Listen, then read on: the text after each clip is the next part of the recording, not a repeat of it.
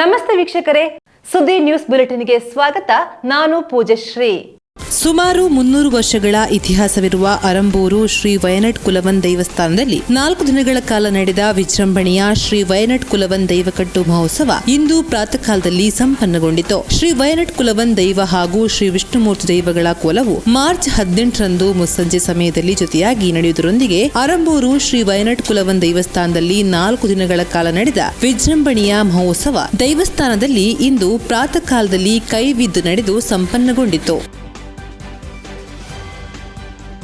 ದುಗಲಡ್ಕದ ಶ್ರೀ ದುಗ್ಗಲಾಯ ದೇವಸ್ಥಾನದಲ್ಲಿ ಪ್ರತಿಷ್ಠಾ ವಾರ್ಷಿಕೋತ್ಸವ ಮತ್ತು ನೇಮೋತ್ಸವದ ಅಂಗವಾಗಿ ಬೆಳಗ್ಗೆ ಗಣಪತಿ ಹೋಮ, ನಾಗದೇವರು ಮತ್ತು ದೈವಗಳಿಗೆ ತಂಬಿಲ ನಡೆದು ಮಧ್ಯಾಹ್ನ ಶ್ರೀ ಸತ್ಯನಾರಾಯಣ ದೇವರ ಪೂಜೆ ನಡೆಯಿತು. ಪ್ರಸಾದ ವಿತರಣೆ, ಅನ್ನ ಸಂತರ್ಪಣೆ ನಡೆಯಿತು. ನಿನ್ನೆ ಸಂಜೆ ಹಸಿರುವಾಣಿ ಮೆರವಣಿಗೆ ನಡೆಯಿತು. ಕಲ್ದಂಬೆಯಿಂದ ಹಸಿರುವಾಣಿ ಮೆರವಣಿಗೆ ದೇವಸ್ಥಾನಕ್ಕೆ ಆಗಮಿಸಿ ಉಗ್ರಾಣ ತುಂಬಿಸಲಾಯಿತು. ದೇವಸ್ಥಾನದ ಆಡಳಿತ ಮುಖ್ಯಸ್ಥರಾದ ರಾಘವೇಂದ್ರ ಭಟ್ ಕಲ್ದಂಬೆ ಕೇಸರಿ ಧ್ವಜ ಹಾರಿಸಿ ಮೆರವಣಿಗೆಗೆ ಚಾಲನೆ ನೀಡಿದ್ರು. ಮೆರವಣಿಗೆಯಲ್ಲಿ ಶ್ರೀ ಮಹಾಮಾಯಿ ಕುಣಿತ ಭಜನಾ ತಂಡ ದೇಲಂಪಾಡಿಯವರಿಂದ ಆಕರ್ಷಕ ಕುಣಿತ ಭಜನೆ ನಡೆಯಿತು. ಬಳಿಕ ವೇದಿಕೆಯಲ್ಲಿ ಶ್ರೀ ದುರ್ಗಾ ಭಜನಾ ಮಂಡಳಿ ಮರಕತ ಇವರಿಂದ ಭಜನಾ ಕಾರ್ಯಕ್ರಮ ನಡೆಯಿತು.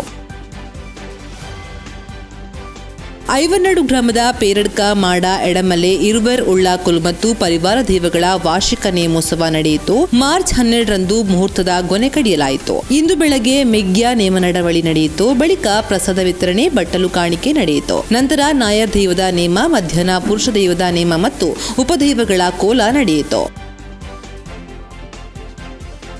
ಸುಳ್ಳಿದ ಬೂಡು ಪರಿಸರದಲ್ಲಿ ಸತ್ಯ ಪದಿನಾಜಿ, ಕುಪ್ಪೆ ಪಂಜುರ್ಲಿ ಮತ್ತು ಸಾನ್ನಿಧ್ಯ ಗುಳಿಗ ದೈವಗಳ ದೇವಸ್ಥಾನದ ಪ್ರತಿಷ್ಠಾಪನೆ ಮತ್ತು ಬ್ರಹ್ಮಕಲಶೋತ್ಸವ ಜರುಗಿದ್ದು ನಿನ್ನೆ ರಾತ್ರಿ ದೈವಗಳ ನೇಮೋತ್ಸವ ನಡೆಯಿತು. ಕುಪ್ಪೆ ಪಂಜುರ್ಲಿ ಮತ್ತು ಗುಳಿಗ ದೈವದ ನೇಮೋತ್ಸವ ಜೊತೆಯಾಗಿ ನಡೆಯಿತು. 106 ಭಕ್ತರು ಸೇರಿ ದೈವದ ನರ್ತನ ಸೇವೆ ಕಣ್ತುಂಬಿಕೊಂಡ್ರು.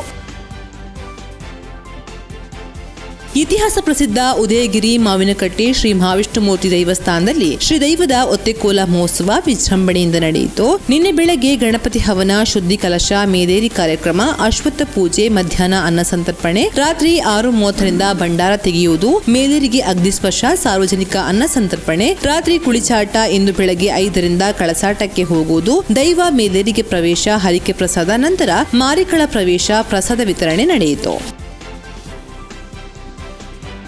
ಸುದ್ದಿ ನ್ಯೂಸ್ ಬುಲೆಟಿನ್ನಲ್ಲಿ ಈಗ ಪುಟ್ಟದೊಂದು ವಿರಾಮ. ಅತ್ತೆ, ಇದು ನನ್ನ ಬರ್ಡೇ ಗಿಫ್ಟ್. ಇದೆಲ್ಲ ಜೀವನದಲ್ಲಿ ನನಗೋಸ್ಕರ ತಗೊಂಡ್ಬಂದಿದ್ದಾರೆ. ನಿನ್ ಮೇಲೆ ತುಂಬಾ ಚೆನ್ನಾಗಿ ಕಾಣುತ್ತೆ. ಇದು ತುಂಬಾ ಚೆನ್ನಾಗಿದೆ ಅಲ್ವಾ? ತುಂಬಾ ಚೆನ್ನಾಗಿದೆ.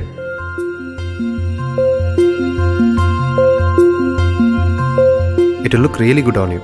Amma? Mother is always son's first love.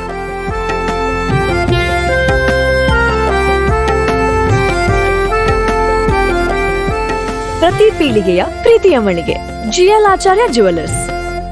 ವಿರಾಮದ ಬಳಿಕ ಸುದ್ದಿ ನ್ಯೂಸ್ ಬುಲೆಟಿನ್ಗೆ ಮತ್ತೆ ಸ್ವಾಗತ. ಕೊಡಗು ಮತ್ತು ದಕ್ಷಿಣ ಕನ್ನಡ ಗೌಡ ಮಹಿಳಾ ಒಕ್ಕೂಟ ಮಡಿಕೇರಿ ಎಂಬ ನೂತನ ಸಂಘಟನೆ ಅಸ್ತಿತ್ವಕ್ಕೆ ಬಂದಿದ್ದು, ಇದರ ಉಪಾಧ್ಯಕ್ಷರಾಗಿ ಸುಳ್ಳಿ ತಾಲೂಕು ಗೌಡರ ಯುವ ಸೇವಾ ಸಂಘದ ಮಹಿಳಾ ಘಟಕದ ಅಧ್ಯಕ್ಷರಾಗಿರುವ ಶ್ರೀಮತಿ ವಿನುತಾ ಹರಿಶ್ಚಂದ್ರ ಪಾತಿಕಲ್ಲು ಆಯ್ಕೆಯಾಗಿದ್ದಾರೆ. ಸಮಿತಿಯ ಅಧ್ಯಕ್ಷರಾಗಿ ಮೋಟೇರ ಪುಷ್ಪಾವತಿ ರಮೇಶ್ ರವರ ನೇತೃತ್ವದಲ್ಲಿ ತಂಡ ರಚನೆಯಾಯಿತು. ಸುಳ್ಳೆ ಜೂನಿಯರ್ ಕಾಲೇಜು ರಸ್ತೆಯಲ್ಲಿ ಇಬ್ಬರು ಹೊಡೆದಾಡಿಕೊಂಡ ಘಟನೆ ವರದಿಯಾಗಿದೆ. ಕೊಡಿಯಾಲಬೇಲು ಕಡೆಯ ವ್ಯಕ್ತಿ ಹಾಗೂ ರಾಧಾಕೃಷ್ಣ ಎಂಬುವರ ಮಧ್ಯೆ ಹೊಡೆದಾಟ ನಡೆದಿದ್ದು, ಸ್ಥಳೀಯ ಅಂಗಡಿಯವರು ಹೊಡೆದಾಟವನ್ನ ಬಿಡಿಸಿದ್ದಾರೆ. ಇಬ್ಬರು ಕೂಡ ಪೊಲೀಸ್ ಠಾಣೆಗೆ ಹೋಗುವುದಾಗಿ ಹೇಳಿ ಸ್ಥಳದಿಂದ ಹೋದರೆಂದು ತಿಳಿದು ಬಂದಿದೆ. ಹೊಡೆದಾಟಕ್ಕೆ ಕಾರಣ ತಿಳಿದು ಬಂದಿಲ್ಲ. ಸುಳ್ಳಿದ ಕುರುಂಜಿಗುಡ್ಡೆ ಎಂಬಲ್ಲಿ ರಸ್ತೆಗೆ 2 ಸರ್ಕಾರಿ ಹಾಸ್ಟೆಲ್ಗಳ ತಾಜ್ಯ ನೀರು ಹರಿದು ದುರ್ವಾಸನೆ ಬೀರಿ ಸಾರ್ವಜನಿಕರು ನಡೆದಾಡಲು ಆಗುತ್ತಿರುವ ತೊಂದರೆಯ ಕುರಿತು ಅಧಿಕಾರಿಗಳಿಗೆ ದೂರಿಕೊಂಡ ಹಾಗೂ ಸ್ಥಳಕ್ಕೆ ಬಂದ ನಗರ ಪಂಚಾಯತ್ ಅಧಿಕಾರಿಗಳು ಸಮಸ್ಯೆ ಸರಿಪಡಿಸಲು ಹಾಸ್ಟೆಲ್ನವರಿಗೆ ವಾರದ ಗಡುವು ನೀಡಿರುವ ಘಟನೆ ವರದಿಯಾಗಿದೆ. ಅಧಿಕಾರಿಗಳು ಸ್ಥಳಕ್ಕೆ ಬಂದಾಗ ಚಂದ್ರಶೇಖರ ರಾವ್ ಕೇರ್ಪಳ, ಚಂದ್ರಶೇಖರ ಕೇರ್ಪಳ, ಮೋಹನ್ ಕೇರ್ಪಳ, ರೋಹಿತ್ ಕಟ್ಟಕೋಡಿ ಇದ್ದರು. ನಗರ ಪಂಚಾಯತ್ ಸಿಬ್ಬಂದಿ ಸುದೇವ್ ಇದ್ದರು. ಯುವಕ ಹಾಗೂ ಯುವತಿ ಪ್ರೀತಿಸಿ ಮದುವೆಯಾಗಿದ್ದು, ಈ ಮದುವೆಗೆ ಯುವತಿಯ ಮನೆಯವರು ಆಕ್ಷೇಪ ವ್ಯಕ್ತಪಡಿಸಿ ಬೆಳ್ಳಾರೆ ಪೊಲೀಸ್ ಠಾಣೆಗೆ ದೂರು ನೀಡಿರುವ ಘಟನೆ ಎಣ್ಮೂರಿನಿಂದ ವರದಿಯಾಗಿದೆ. ಎಣ್ಮೂರಿನ ಯುವಕ ಹಾಗೂ ಯುವತಿ ಪರಸ್ಪರ ಪ್ರೀತಿಸ್ತಾ ಇದ್ರು, ರಿಜಿಸ್ಟರ್ ವಿವಾಹವಾಗಿದ್ರು. ಈ ಮದುವೆಗೆ ಯುವತಿಯ ಮನೆಯವರು ಆಕ್ಷೇಪ ವ್ಯಕ್ತಪಡಿಸಿದ್ರು. ಈ ಬಗ್ಗೆ ಬೆಳ್ಳಾರೆ ಠಾಣೆಯಲ್ಲಿ ಪೊಲೀಸ್ ದೂರು ನೀಡಲಾಗಿದೆ. ವಿಷ ಸೇವಿಸಿ ಮಹಿಳೆಯೊಬ್ಬರು ಮೃತಪಟ್ಟ ಘಟನೆ ವರದಿಯಾಗಿದೆ. ನೆಲ್ಲೂರು ಕೇಂಬ್ರಾಜಿ ಗ್ರಾಮದ ಕೊಡಪಾಲ ಲಿಂಗಪ್ಪ ನಾಯ್ಕರವರ ಪತ್ನಿ ರೇವತಿ ಮೃತಪಟ್ಟ ಮಹಿಳೆ. ನಿನ್ನೆ ಸಂಜೆ ವಿಷಪ್ರಾಶನ ಮಾಡಿದ ರೇವತಿ ಅವರನ್ನ ಮನೆಯವರು ಮತ್ತು ಸ್ಥಳೀಯರು ಸುಳ್ಯ ಸರ್ಕಾರಿ ಆಸ್ಪತ್ರೆಗೆ ಕೊಂಡೊಯ್ದರು. ಅಲ್ಲಿ ಅವರು ಕೊನೆಯುಸಿರೆಳೆದರೆಂದು ತಿಳಿದು ಬಂದಿದೆ. ಸುಳಿದ ಕಾನತಿಲ ದಿವಂಗತ ಧೀರೇನಗೌಡರ ಧರ್ಮಪತ್ನಿ ಶ್ರೀಮತಿ ನೀಲಮರವರು ಬೆಂಗಳೂರಿನಲ್ಲಿರುವ ಮಗನ ಮನೆಯಲ್ಲಿ ಹೃದಯಾಘಾತದಿಂದ ನಿಧನರಾದರು. ಅವರಿಗೆ ಸುಮಾರು 67 ವರ್ಷ ವಯಸ್ಸಾಗಿತ್ತು.